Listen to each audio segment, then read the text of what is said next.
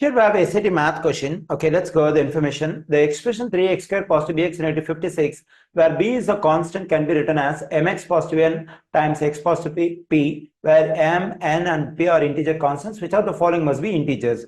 Okay, here we have a quadratic expression. This quadratic expression can be written as mx positive n times x positive p. That is in factored form. Okay, let me write the stuff over here. It is 3x squared positive bx negative 56 equals to mx positive n times x positive p. Okay, so the quadratic expression over here is written in factored form over here. So if I multiply the two binomials over here using FOIL method, so the product has to be equal to the quadratic expression we have on the left side over here.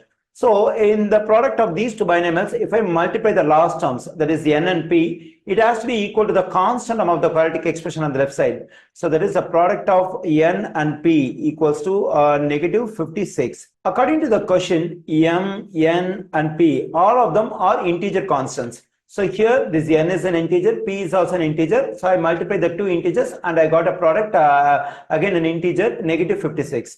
Okay, now let me consider the multiplication of two integers, that is 3 and 4. So 3 times 4 equals to 12. So when I multiply the two integers 3 and 4, I'm getting a result 12, which is an integer. Since the product of 3 and 4 equals to 12, so this 12 is evenly divisible by both the integers 3 and 4. That is, if I divide this 12 by the first integer 3, I'm getting 4, so which is an integer. Okay, let me write over here.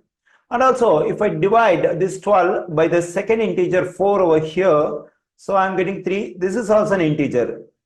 Let me write.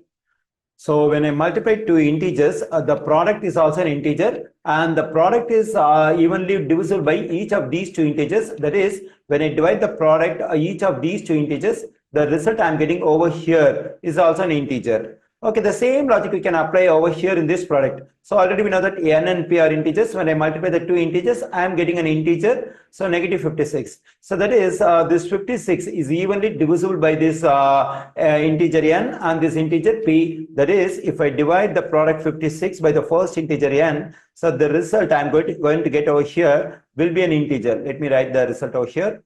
And also, not only for this one, if I divide the product 56 by the second integer p as well, that is 56 over p, I'll be getting an integer. So 56 over n and 56 over p, both of them are integers. Among the given answer choices, we find this 56 over n in option D. So this 56 over n must be an integer. So the correct answer choice for this question is option D.